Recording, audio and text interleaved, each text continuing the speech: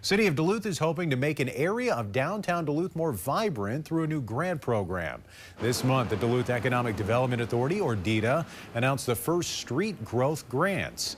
Businesses on a section of First Street downtown can apply for a grant of up to $500. Building owners and businesses between 4th Avenue West and 4th Avenue East can apply.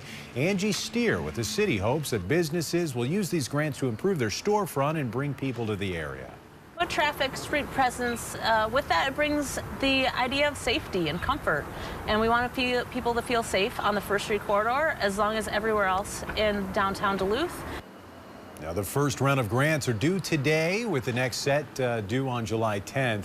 The businesses will also be recognized during First Street Fridays on June 26th and July 31st. There'll be food trucks, local businesses, and different activities on those dates on First Street.